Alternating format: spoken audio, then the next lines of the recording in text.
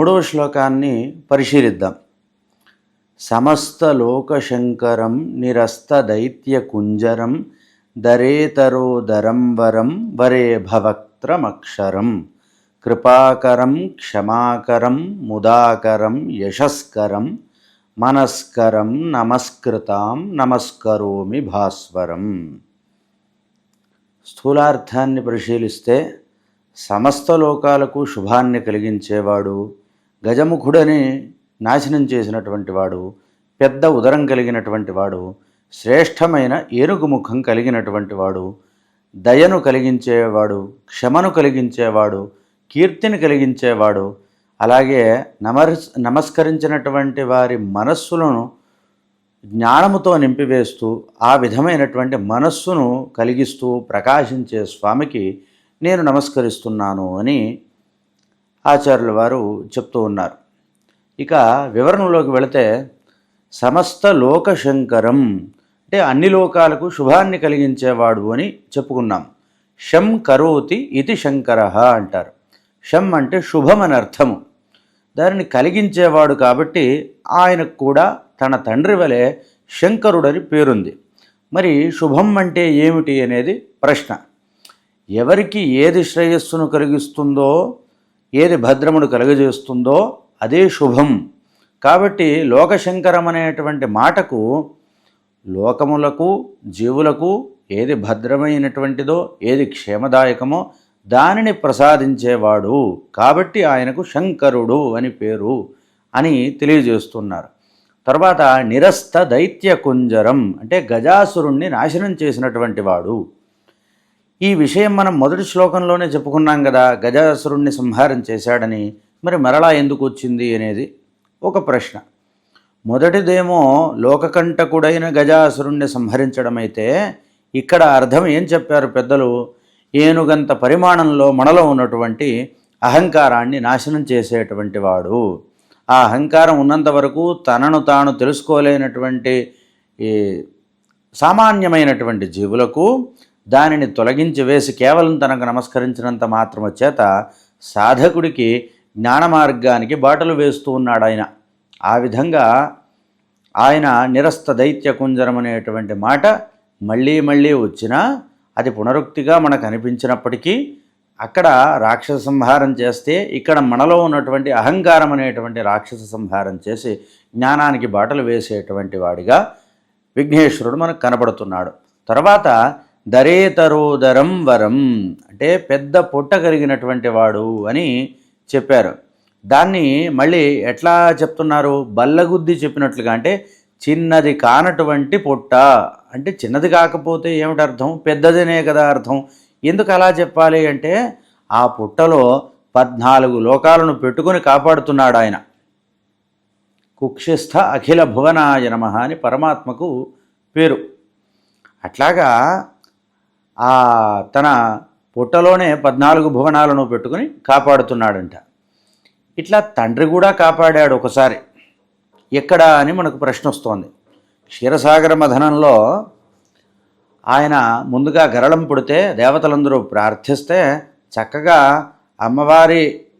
అమ్మవారికి తెలియజేసి ఆమె కూడా ఒప్పుకున్న వెంటనే ఆ యొక్క గరళాన్ని హాలాహలాన్ని తాను భక్షణం చేసినటువంటి వాడు ఆ ఈశ్వరుడు.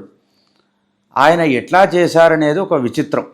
ఎట్లాగా గరళ భక్షణం చేశాడనేది ఎట్లా చేశారంట అంటే, ఉదరము లోకంబులకును సదనంబగు టెరిగి శివుడు చటుల విషాగ్నిన్ కుదురుకొన కంఠబిలమున పదిలంబుగా నిలిపే సూక్ష్మ ఫలరసము క్రియన్ అని పోతన గారు భాగవతంలో మనకు తెలియజేశారు. ఎట్లాగంటే హలాహల భక్షణ సమయంలో గరళం మ్రింగిన తర్వాత ఆయన ఉదరము సమస్త లోకాలకు నివాసం కనుక ఆ విషాగ్ని లోపలికి వెళితే ఆ లోకాలన్నీ ఏమైపోతాయో కదా అని ఆయన దయచేత చిన్న ఫలరసాన్ని, అంటే మామూలుగా పిల్లలు నోట్లో నీళ్లు పోసుకుని ఆడుతూ ఉంటారు గొంతులో ఉంచుకుని, ఆ విధంగా ఒక బాల్య లీల చేసినట్లుగానే ఒక చిన్న ఫలరసాన్ని గొంతులో నిలుపుకున్నట్లుగా ఆ హాలాహలమంతా కూడా తన కంఠమందే నిలుపుకొని ఆయన గరళకంఠుడు నీలకంఠుడు అయ్యాడు.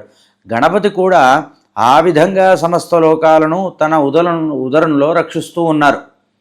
ఎట్లాగా ఆయనేమో విషాన్ని క్రిందకు దించకుండాను, అట్లాగే ఈయనేమో ఆ విషము ఈ గొడవ లేదు కదా, చక్కగా ఉదరంలో పెట్టి చక్కగా చల్లగా కాపాడుతున్నాడంట. ఏమిటి మరి ఇన్నిన్ని నైవేద్యాలు ఇవన్నీ గణపతికి పెడుతున్నారే, ఓ ఎన్నో తింటారని సామాన్యమైనటువంటి లోకజనుల యొక్క అభిప్రాయం. అంటే గణపతి అంటే లంబోదరుడు కదా, చాలా రకాలైనటువంటి నైవేద్యములు అవన్నీ సమర్పించాలేమో అని చెప్పి అనుకుంటూ ఉంటారు. కానీ అక్కడ సమర్పించేటువంటి నైవేద్యముల చేత లోకాలన్నింటినీ కూడా పోషిస్తున్నాడు ఆ మహాస్వామి. కాబట్టి అలా గరళాన్ని కిందకి దిగకుండా లోకాలను కాపాడినటువంటి ఆయనకును, అట్లాగే ఇక్కడ లోకాలను తన యొక్క పుట్టలో పెట్టుకుని కాపాడుతున్నటువంటి ఈయనకును ఇద్దరికీ భేదం లేదు. ఆ విధంగా కూడా సమస్త లోక శంకరం అనేటువంటి మాటకు సమన్వయం కుదురుతోంది. ఇక్కడ ఇద్దరికీ భేదం లేదని కూడా తెలుస్తోంది. వరే భవక్త్రం అక్షరం అంటే శ్రేష్టమైనటువంటి గజముఖం కలిగినవాడు, అక్షరుడు అంటే నాశనం లేనివాడు అని తెలియజేస్తూ ఉన్నారు. గజముఖమని వర్ణిస్తూ స్వామి యొక్క ప్రణవ స్వరూపాన్ని ఇక్కడ వివరిస్తూ ఉన్నారు. ఎందుకంటే ఎంతసేపు అక్కడ వారణము, గజముఖము, ఈ విధమైనటువంటి ఇభవక్త్రము అని ఈ విధమైనటువంటి మాటలు ఈ స్తోత్రంలో చాలాసార్లు మనకు కనబడుతూ ఉంటాయి. ఎందుకంటే ఆ గణపతి యొక్క శాశ్వతత్వాన్ని తెలియజేయడానికి ఆచార్యుల వారు అన్నిసార్లు ఆ యొక్క పదప్రయోగం చేశారు. అది ఎట్లా అనేది చూద్దాం. గజముఖము స్వామి యొక్క ప్రణవస్వరూపము, అంటే ఆ ప్రణవస్వరూపమే గణపతిగా ఆవిర్భవించాడు, ఆయనే పరబ్రహ్మస్వరూపుడు అని ఆచార్యుల వారు మనకు తెలియజేస్తూ ఉన్నారు. కేవలం ప్రణవోపాసన యుతులకు మాత్రమే ఉంటుంది, సామాన్య జనాలకు అది నిషేధంగా ఉంది కదా.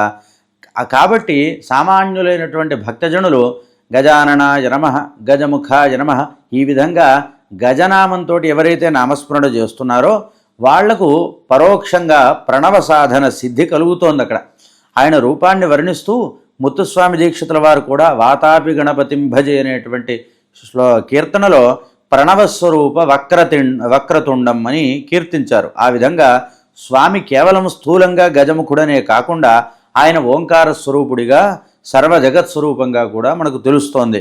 అక్షరం అనే మాట చేతనే ఆయన శాశ్వతుడు, నాశనం లేనివాడు అని తెలియజేస్తూ ఆ ప్రణవస్వరూపమైన గజముఖరూప ఈశ్వరుడే సర్వేశ్వరుడు అని రూఢంగా తెలియజేస్తూ ఉన్నారు. అంటే ఓంకారం అనేది ప్రణవము శాశ్వతమైనటువంటిది, అందులోంచే సమస్త సృష్టి ఉద్భవించింది, అదే పరబ్రహ్మస్వరూపమని యోగులు చెప్తూ ఉన్నారు మనకు. అంటే ఆ ప్రణవస్వరూపమైనటువంటి ఆ పరమాత్మనే ఈ గణపతి, ఆయన అక్షరుడు అంటే నాశనం లేనటువంటి వాడు, శాశ్వతుడు అని మనకి ఇక్కడ మరలా రూఢంగా చెప్తూ ఉన్నారు. తర్వాత కృపాకరం, క్షమాకరం, ముదాకరం, యశస్కరం అంటే కృపను, క్షమను, ఆనందమును, కీర్తిని కలిగించేటువంటి వాడు అని తెలియజేస్తున్నారు. జాగ్రత్తగా చూస్తే ప్రణవస్వరూపుడిగా స్వామిని తెలుసుకున్నటువంటి సాధకుడికి ఈ పైన చెప్పినటువంటి లక్షణాలన్నీ కూడా ఆ సాధకుల్లోనే కనబడతాయి. కేవలం జ్ఞానం వలన కలిగే ఆనందమే కాక ఈ లోకయాత్రకు కావలసినవన్నీ కూడా లభించి స్వామి సాన్నిధ్యం మనకు కలుగుతుంది. ఎందుకంటే కృప, క్షమ ఇవి ఎవరికైతే ఉంటాయో వాళ్ళు భగవంతుడిని తొందరగా చేరుకుంటారు అని వ్యాసవాణి మనకు తెలియజేస్తోంది.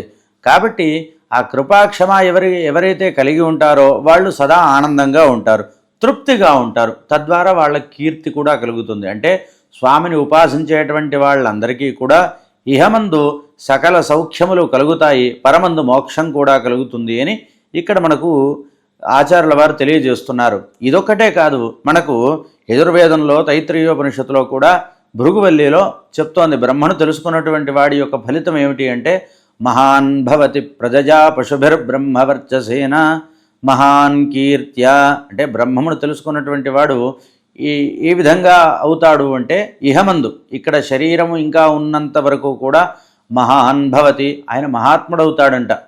ప్రజజా పశుభి సంతానము, ఐశ్వర్యము ఇవన్నీ కలిగి బ్రహ్మవర్చస్సుతో భాషలుతూ ఉంటాడంట. మహాన్ కీర్త్య మహాత్ముడని కీర్తింపబడుతూ ఉంటాడంట. అంటే మహాత్ముల యొక్క లక్షణాలను చూస్తే కనుక ఈ కృప, క్షమ, అనుగ్రహము, ఆనందము మొదలైనవన్నీ సామాన్యంగా కనబడుతూ ఉంటాయి. ఆ విధంగా ఎవరైతే గణపతిని కొలుస్తారో ఆ వేదమందు చెప్పినటువంటి ఈ యొక్క లక్షణములన్నీ కూడా వాడికి సంక్రమించి వాడు కూడా దైవస్వరూపుడై గోచరిస్తాడు లోకానికి అని భావము. తర్వాత మనస్కరం నమస్కృతాం నమస్కరోమి భాస్వరం. ఎవరైతే తనకు నమస్కరిస్తూ ఉన్నారో వారికి మనస్సును కలిగించేటువంటి వాడు. అంటే మనస్సు అంటే ఏమిటంటే ఇక్కడ సహృదయత. ఆ సహృదయత ఎవరికైతే ఉంటుందో వాడికే జ్ఞానము కలుగుతుంది అని తెలియజేయబడుతుంది. ఆ అనంతమైనటువంటి దుర్వికారాలను మనస్సులో నింపుకున్నటువంటి సాధకుడు ఏనాటికి కూడా జ్ఞానాన్ని పొందలేడు. ఎవరైతే సహృదయతతో ఉంటారో ఆ హృదయం పరమాత్మ వైపే నిలిచి ఉంటుందో వాడికే జ్ఞానం కలుగుతుంది. కాబట్టి ఎవరైతే తనకు నమస్కరిస్తూ ఉన్నారో కేవలం నమస్కార మాత్రం చేత ఆయన ఆ జ్ఞానానికి బాటలు వేస్తాడంట. కాబట్టి ఆ విధంగా జ్ఞానాన్ని కలిగించేవాడు ఎట్లా కలిగిస్తాడు జ్ఞానాన్ని అంటే ఇక్కడ మళ్ళీ భాస్వరం అనేటువంటి పదప్రయోగం చేశారు. నమస్కరోమి భాస్వరం అంటే ప్రకాశిస్తూ ఉంటాడంట. మొన్న మనం చెప్పుకున్నాం కదా, ఏ విధంగానైతే దీపం ప్రకాశించినట్లుగా మన యొక్క దుర్వ్యసనములన్నీ కూడా తొలగిపోతే, దుర్లక్షణములు అన్నీ తొలగిపోతే, ఆ గాజు లోపల నుండి దీపం ఎట్లాగైతే ప్రకాశిస్తూ ఉంటుందో ఆ విధంగా భాస్వరుడే అంటే ప్రకాశిస్తూ మన మనస్సులోనే జ్ఞానస్వరూపుడై స్వామి వెలుగుతూ ఉంటాడు అని ఆచార్యుల వారు 3వ శ్లోకంలో తెలియజేస్తూ ఉన్నారు.